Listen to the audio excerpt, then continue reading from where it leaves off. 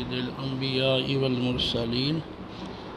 أما بعد فأعوذ بالله السميع العليم من الشيطان الرجيم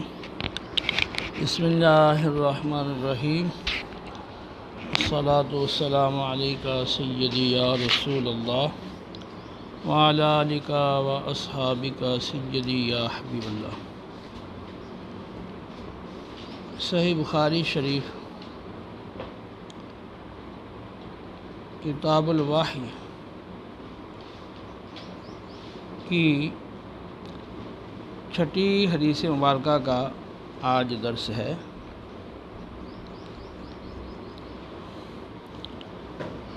اس حدیث کی سند پہ غور کریں تو پہلی سند میں پہلا راوی عبدان، اس کے بعد عبداللہ، اس کے بعد یونس، اس کے بعد ہے زہری، پھر آگے ہا لکھا ہوا ہے، اس کو التحویل، بعض ہا پڑھتے ہیں، بعض التحویل، بعض ثم تحولا۔ جو اہل مغرب ہیں وہ الحدیث سے اس کو کنایہ مانتے ہیں۔ تو جب مصنف کی جانب سے متعدد اسناد آ رہی ہوں اور آگے جا کر وہ کسی راوی پر متعدد اسناد مل جائیں اور آگے ایک سند ہو جائے، تو ایسی صورت میں متعدد اسناد کو نقل کر کے جس راوی پر ملانا ہوتا ہے تو التحویل کہہ کے پھر اس پر ان سندوں کو ملا دیا جاتا ہے۔ اس سے متعدد اسناد کا ذکر بھی آ جاتا ہے اور اختصار بھی ہو جاتا ہے۔ تو اب پہلی سند میں امام زہری تک 4 راویوں کا ذکر کیا گیا ہے۔ عبدان اور عبداللہ اور یونس اور چوتھا راوی زہری ہے۔ پھر تحویل کے بعد آگے دیکھیں، پھر اگلے امام بخاری کے جو استاد ہیں، پہلے سند میں عبدان تھا نا امام بخاری کے شیخ، دوسری سند میں آ رہا ہے بشر بن محمد، پھر اس کے بعد عبداللہ، پھر آگے یونس اور معمر نحوہ عن زہری۔ تو یہاں پہ بشر بن محمد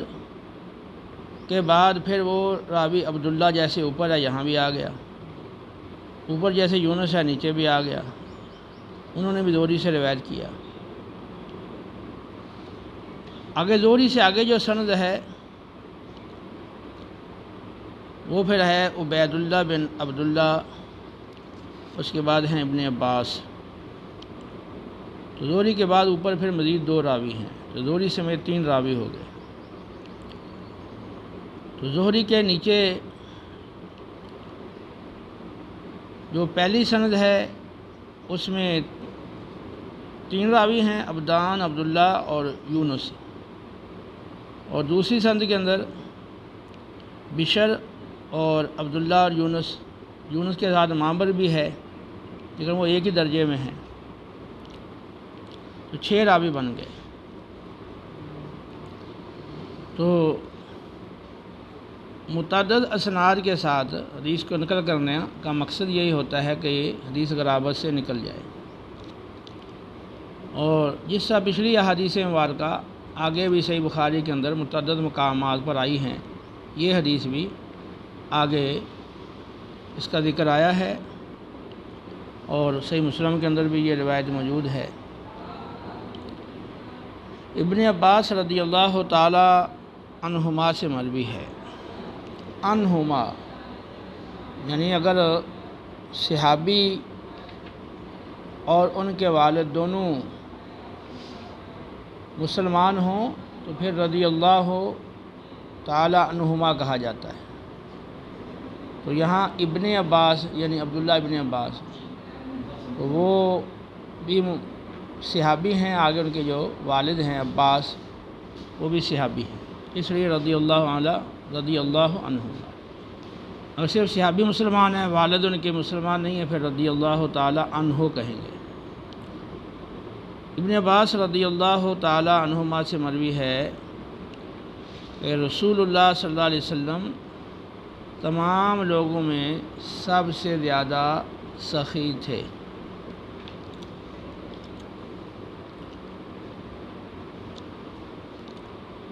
رسول اللہ صلی اللہ علیہ وسلم تمام لوگوں میں، تمام انسانوں میں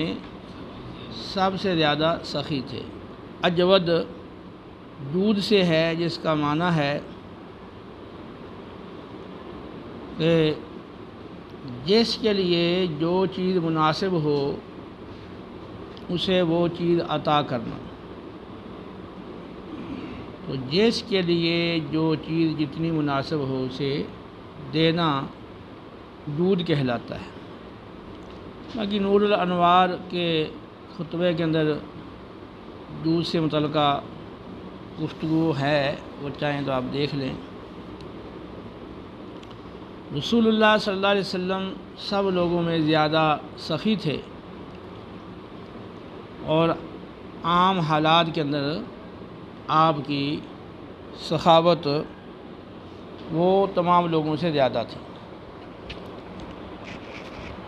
وَكَانَ أَجْوَدَ مَا يَكُونُ فِي رَمَضَانَ حِينَ يَلْقَاهُ جِبْرَائِیل علیہ السلام، اور آپ کی سخاوت سب سے زیادہ اس وقت ہوتی تھی جب ماہ رمضان پاک ہوتا اور جب جبریل علیہ السلام آپ سے ملاقات کے لیے آتے۔ کانا یلقاہ فی کل لیلۃ من رمضان، اور جبریل علیہ السلام آپ سے رمضان کی ہر رات میں ملاقات کرتے تھے۔ فیدارسہ القرآن، اور آپ سے قرآن پاک کا دور کرتے تھے۔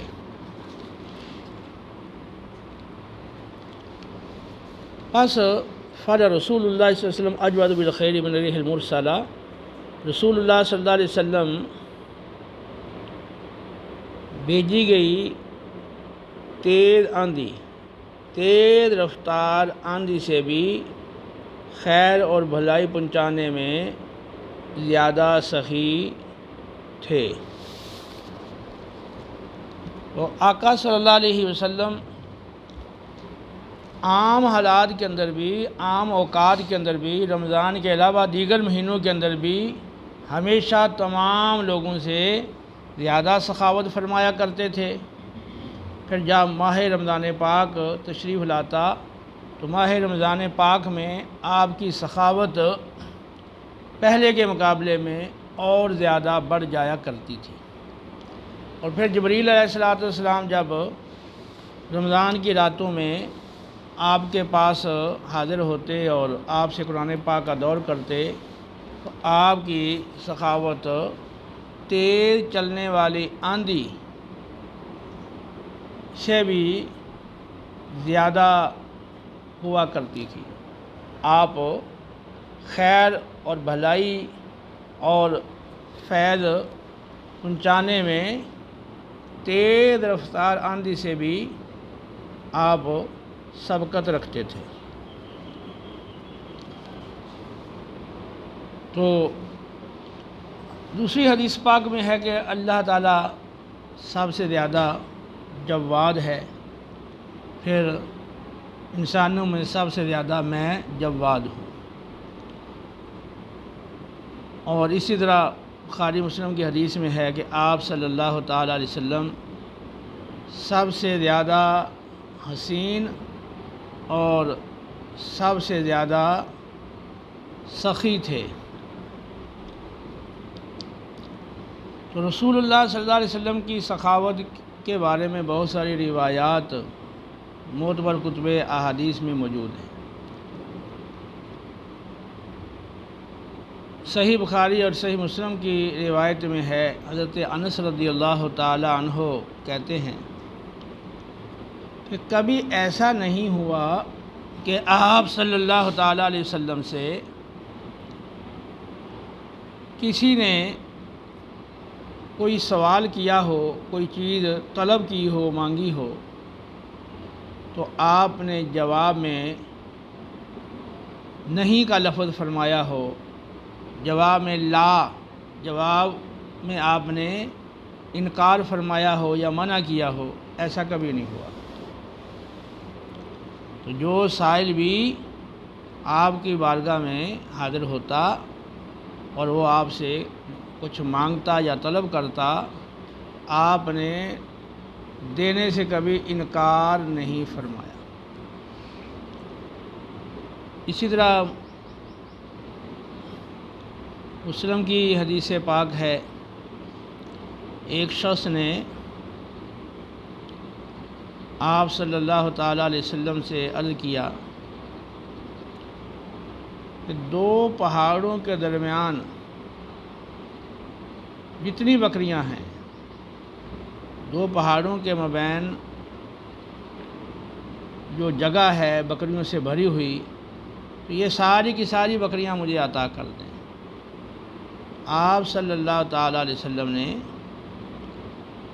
دو پہاڑوں کے درمیان سمانے والی ساری کی ساری بکریاں اس شخص کو دے دیں۔ وہ اپنی قوم میں گیا اور کہنے لگا، اے میری قوم، تم سب لوگ مسلمان ہو جاؤ، کیونکہ محمد صلی اللہ علیہ وسلم اتنا دیتے ہیں کہ وہ فقر کا ذرا بھی خوف نہیں کرتے۔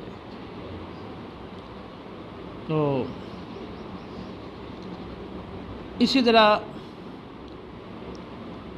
اور بہت ساری روایات ہیں۔ بخاری مسلم کی معروف حدیث ہے کہ ایک اعرابی نے آپ صلی اللہ تعالیٰ علیہ وسلم کی چادر کو پکڑ کر زور سے کھینچا۔ نجرانی چادر تھی، موٹے کنارے تھے، کھردرے کنارے تھے۔ اس نے جب کھینچا یہاں تک کہ آپ اس کے سینے کے قریب ہو گئے، اور اس چادر کے کھینچنے کی وجہ سے آپ کے کندھوں پر اس کی رگڑ کے نشان بن گئے۔ تو اس اعرابی نے ایسا کرنے کے بعد کہا کہ اے محمد، اللہ نے جو آپ کو مال دیا ہے اس میں سے مجھے بھی دیں، میرے لیے بھی حکم کریں۔ تو آپ صلی اللہ علیہ وسلم اس کے اس رویے کو دیکھ کر مسکرا پڑے اور حکم دیا کہ اس کو اتنا مال دے دو۔ یعنی صرف اکیلی سخاوت نہیں ہے، باقی اوصاف بھی کمال درجہ ہیں، حلم بھی کمال درجہ ہے کہ جو سائل ہے وہ ناروا اور غیر مناسب رویہ اختیار کرتا ہے اور آپ کو اذیت و تکلیف پہنچاتا ہے، بدتمیزی سے پیش آتا ہے، اس کے باوجود بھی آپ صلی اللہ علیہ وسلم تحمل اور برداشت کرتے ہوئے اور مسکراتے ہوئے آپ نے اس کو مال عطا فرمایا۔ ابو داؤد کی روایت میں ہے، اس کی سند پہ کلام ہے کہ آپ نے فرمایا کہ اس کے ایک اونٹ پر کھجوریں لاد دو اور ایک پر جو لاد دو۔ شمال ترمذی کی روایات ہیں، دیگر کتب کی روایات ہیں کہ نبی کریم صلی اللہ تعالیٰ علیہ وسلم کی بارگاہ میں جب کوئی سائل حاضر ہوتا تو اگر آپ کے پاس اس وقت دینے کے لیے کوئی چیز نہ بھی ہوتی، تب بھی حضرت بلال رضی اللہ تعالیٰ عنہ کو فرماتے کہ فلاں دکاندار کے پاس چلے جاؤ، اسے کپڑا چاہیے، اسے کوئی اور چیز چاہیے، جو چاہیے جتنی چاہیے اس کو وہاں سے دلوا دو، اور دکاندار کو کہہ دینا کہ ہمارے پاس مال آئے گا تو ہم اس کی ثمن کی ادائیگی کر دیں گے۔ ایک دفعہ عمر فاروق رضی اللہ تعالیٰ عنہ نے عرض کیا تھا، یا رسول اللہ صلی اللہ علیہ وسلم، آپ کے پاس جب ہوتا ہے تو آپ عطا کر دیتے ہیں، جب آپ کے پاس نہیں ہوتا تو پھر آپ قرضہ لے کر کیوں دیتے ہیں؟ اللہ نے آپ کو اس کا تو مکلف نہیں بنایا۔ تو آپ کو ان کی بات سن کر ناگواری ہوئی، تو پھر ایک دوسرے صحابی نے عرض کیا، یا رسول اللہ صلی اللہ علیہ وسلم، آپ اللہ کی راہ میں دل کھول کے خرچ کریں اور عرش والے کی جانب سے کسی قسم کی کمی کا اور فقر کا خوف نہ کریں تو آپ خوش ہو گئے۔ فرمایا مجھے اسی بات کا حکم دیا گیا ہے۔ وَأَمَّا السَّائِلَ فَلَا تَنْهَرْ، تو خصوصاً قرآن میں آپ کو فرمایا گیا ہے سائل کو جھڑکے نہیں۔ اسی طرح معروف روایت ہے آپ صلی اللہ علیہ وسلم کے لیے ایک خاتون اس نے چادر پیش کی تھی اور آپ کو اس وقت شدید حاجت تھی چادر کی۔ چادر پیش کی، آپ نے وہ زیب تن فرما لی، اور جب آپ صحابہ کے درمیان تشریف فرما ہوئے تو ایک صحابی نے کہا یا رسول اللہ مجھے یہ چادر چاہیے، تو آپ سے فرمایا ٹھیک ہے، تو آپ گھر چلے گئے اور پھر آپ نے وہ چادر جو ہے وہ بھجوا دی۔ جب اسے باقی صحابہ نے ملامت کی کہ تو جو ہے پتہ بھی تھا کہ آپ صلی اللہ علیہ وسلم کو شدید چادر کی ضرورت ہے، پھر بھی تو نے مانگ لی۔ اس نے کہا کہ میں نے تو اس لیے طلب کی ہے، مانگی ہے کہ میرے یہ کفن بن جائے یہ چادر۔ تو بہت روایات ہیں آپ صلی اللہ علیہ وسلم کی سخاوت کے حوالے سے۔ غزوہ حنین کے اندر جب مال غنیمت آپ نے تقسیم کیا اور پھر واپسی ہوئی تو راستے میں کچھ دیہاتی آپ سے چمٹ گئے اور مانگنے لگ گئے، تو وہ جو کیکڑ وغیرہ کے درخت تھے آپ اس طرف تھوڑا سا وہ ایسے دھکا لگا ہوگا، آپ اس طرف ہو گئے اور آپ کی چادر کانٹوں سے الجھ گئی۔ تو آپ نے ان کو فرمایا بھی اگر میرے پاس یہ اتنے درخت ہیں، اگر اتنے اونٹ ہوتے تو میں وہ تمہیں تقسیم کر دیتا تو مجھے بخیل نہ پاتے، نہ مجھے تم بخیل پاؤ گے نہ مجھے بزدل پاؤ گے۔ تو یہ عام حالات میں آپ کی سخاوت کا عالم تھا، لیکن جب ماہ رمضان پاک تشریف لاتا تو چونکہ ماہ رمضان پاک تمام مہینوں کا سردار مہینہ ہے، اس میں اجر و ثواب بھی بڑھ جاتا ہے، اللہ کی رحمت کا نزول بھی بڑھ جاتا ہے، ٹھیک ہے۔ تو ماہ رمضان پاک کو قرآن پاک سے ایک خاص مناسبت ہے نزول کے اعتبار سے۔ شہر رمضان الذی انزل فیہ القرآن، ماہ رمضان تو وہ ہے جس میں قرآن پاک نازل کیا گیا۔ تو ماہ رمضان پاک جب آتا تھا تو آپ صلی اللہ علیہ وسلم کی سخاوت غیر رمضان کے مقابلے میں بڑھ جاتی تھی۔ پھر خاص ماہ رمضان پاک کے اندر جب راتوں میں جبریل علیہ السلام دور کرنے کے لیے آتے تھے تو آپ کی خوشی اور مسرت کی انتہا نہ ہوتی، تو آپ کی سخاوت مزید اس قدر بڑھ جاتی کہ تیز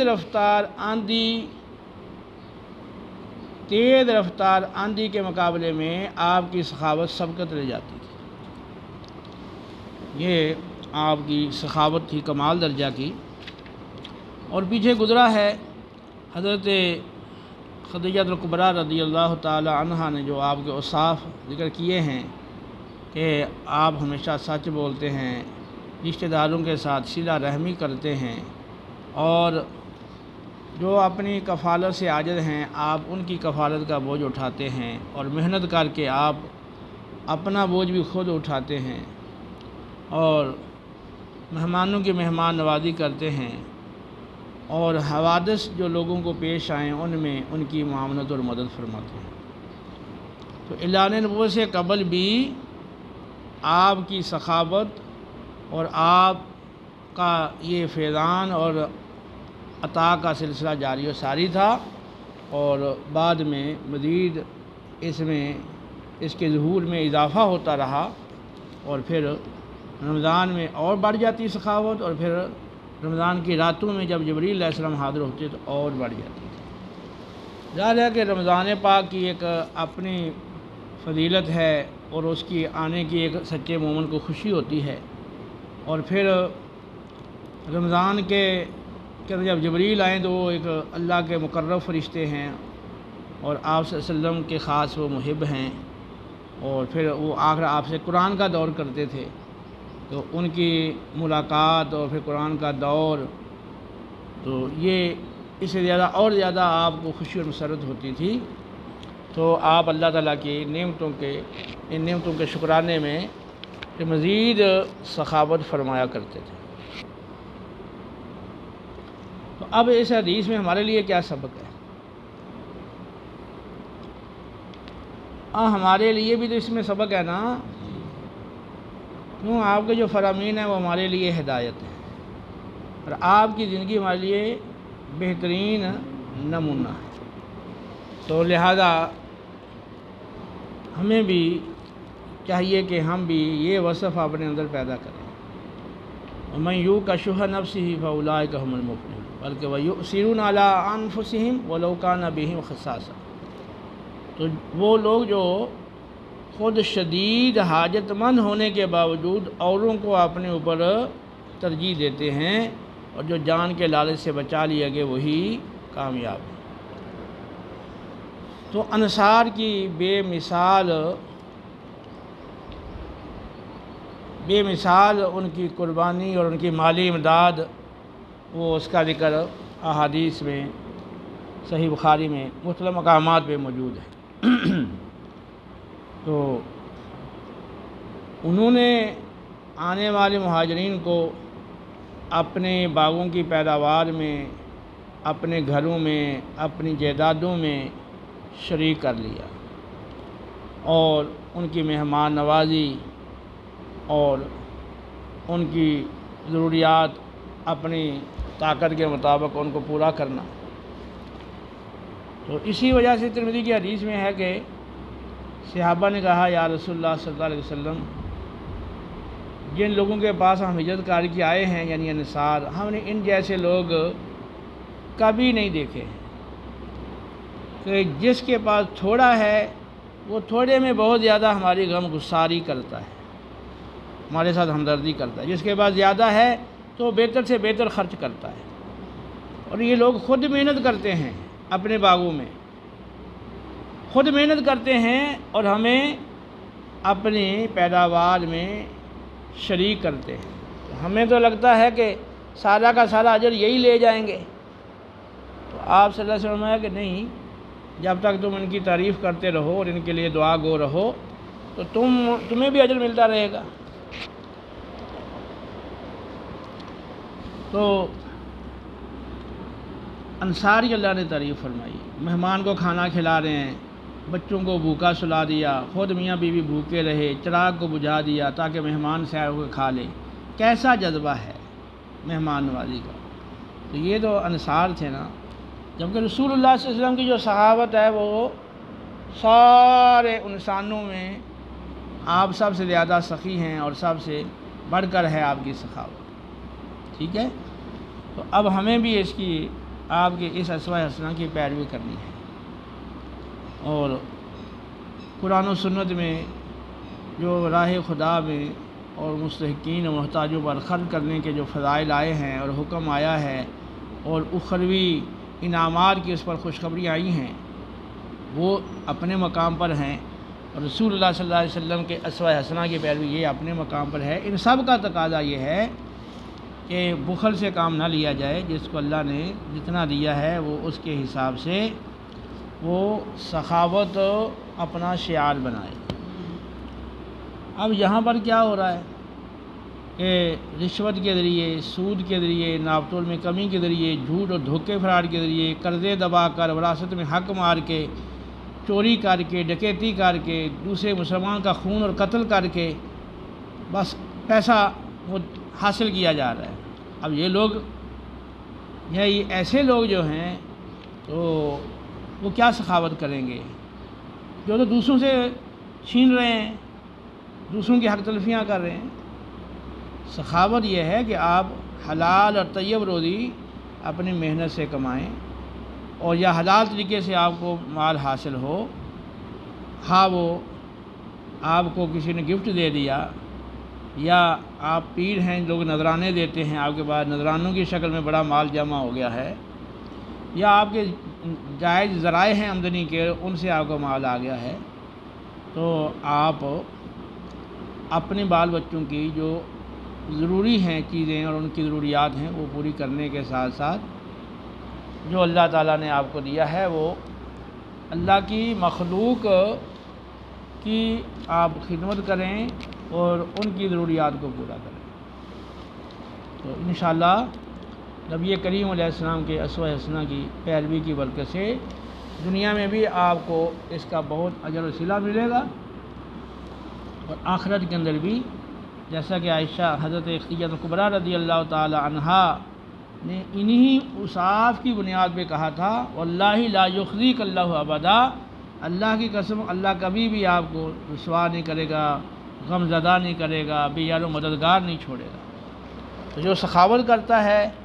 اور اللہ کی خلق کے ساتھ بھلائی کرتا ہے تو پھر اللہ مشکل اوقات میں اس کی مدد فرماتا ہے۔ بلکہ صحیح مضمون ہے حدیث کا، مسلم کی حدیث میں ہے کہ اللہ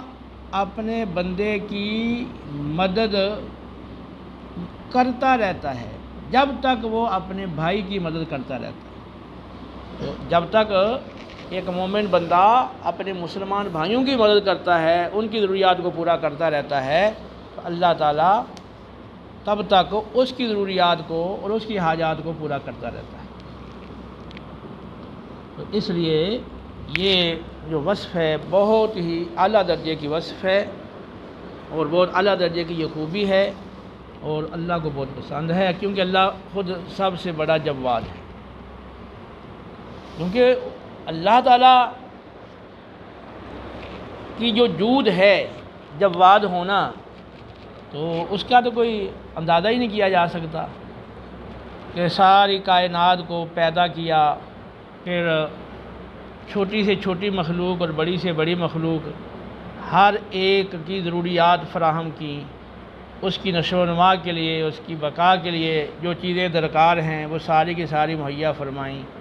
یہ ایک بہت بڑا یہ ایک نظام اور عالم بنایا، اور ہر لمحہ اس کی جو جود ہے اس کا سلسلہ جاری ہے۔ لفظ سخاوت کا اللہ کے حق میں اگر اطلاق نہ کیا جائے، لفظ سخی کا، تو یہ بہتر ہے۔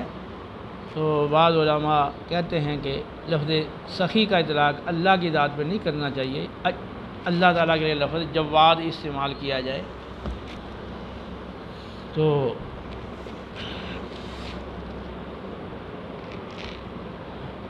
بہرحال اللہ تعالیٰ